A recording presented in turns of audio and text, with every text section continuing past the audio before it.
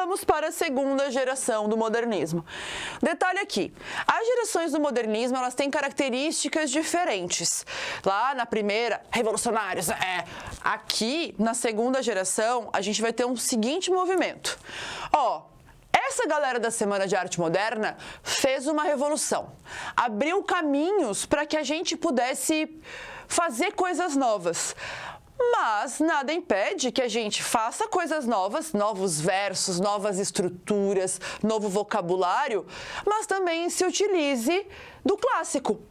Esse momento do modernismo, que vai aí de 1930 até 45, 46, é um momento de maturidade. Eles entendem, então, que eu vou usar o verso livre, sem nenhuma rima, mas também vou fazer um soneto. Então, se misturam as coisas aqui, que é legal porque mostra que esses autores conseguiram amadurecer a ideia de olhar para um Brasil novo, para um Brasil moderno, não depender tanto do que vem de fora e conseguir construir a sua própria lírica. E aí, assim, eu coloquei para vocês aqui a segunda geração com destaque para um poeta, que é o poeta que mais caiu na história do Enem, que é o Carlos Drummond de Andrade, tá? O poeta favorito, inclusive. Então, assim, o Drummond, ele tem umas características que é de um homem que vem lá do interior de Minas Gerais para viver na cidade grande. Então, uma boa parte da produção dele tem a ver com essa contradição entre ele, aquele ser humano um pouco perdido, sendo colocado no meio da grande cidade. Então, eu versus o mundo.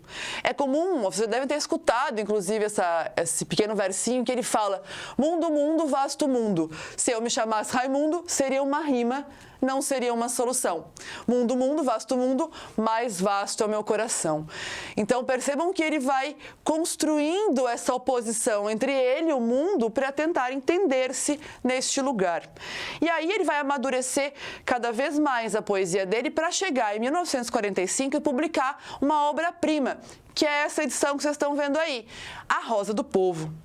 A Rosa do Povo, vale a pena dar uma olhadinha nos poemas que tem ali, conhecer um pouco essa obra, porque A Rosa do Povo vai nascer com uma dura crítica social ao que aconteceu no Brasil, com a questão do golpe, né, e a ditadura da Era Vargas, mas também pensando no nazismo, no fascismo, na resistência do Exército Vermelho. Então, ele vai misturar questões sociais muito fortes, que fazem parte do Brasil, mas também que traz, né, das reflexões sobre o mundo, sobre a guerra.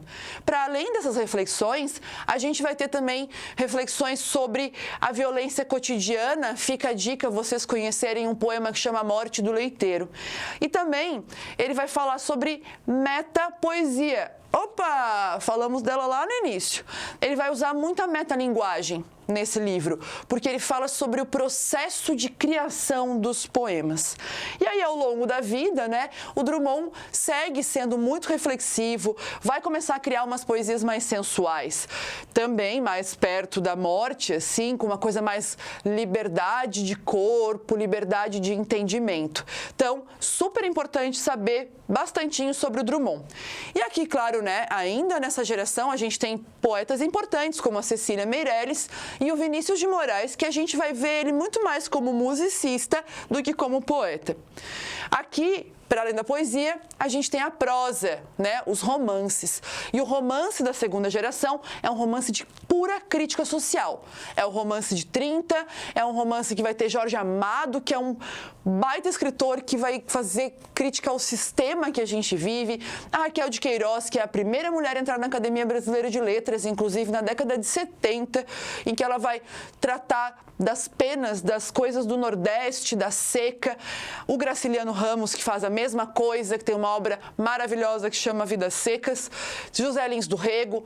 Então, tem uma galera forte aqui também na prosa.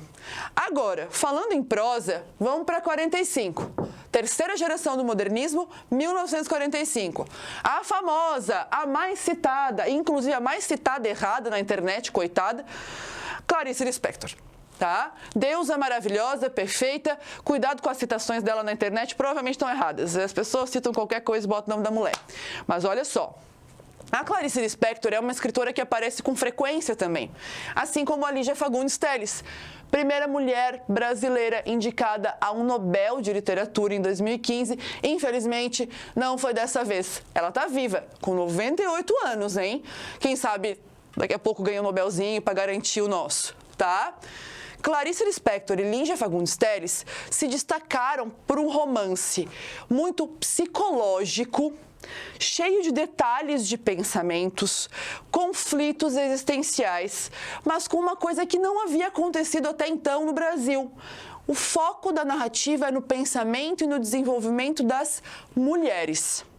As mulheres que aparecem aqui na obra da Clarice vivem em crise com suas vidas para entender qual o seu papel. As mulheres aqui da Lígia são um pouco mais rebeldes, têm outras ideias, mas também tem muita reflexão, muito intimismo, tá?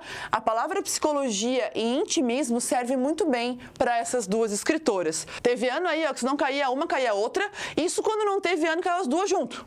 Então, se ligar. Tá? E aí, claro, a gente não pode deixar de falar do João Cabral de Melo Neto, que é o nosso poeta mor da construção, do detalhe, né? Ele é um cara que também fala muito sobre o Nordeste, fala sobre o Rio Capiberibe, fala sobre o cenário vermelho, laranja, comparando o cenário do Nordeste com a Espanha. E a gente tem Guimarães Rosa, Grande Sertão Veredas. Também dá uma olhadinha nessa obra, é bem importante porque ele trabalha muito com neologismos. Percebam que desde a prosa da geração social, lá com Raquel de Queiroz, Graciliano Ramos, até aqui, ó, João Cabral e Guimarães Rosa, a gente consegue perceber que o Nordeste aqui passa a ser um dos cenários mais trabalhados desse momento. Tá bom, gente? Se ligar porque aqui, ó, ouro, muito ouro pro Enem de vocês.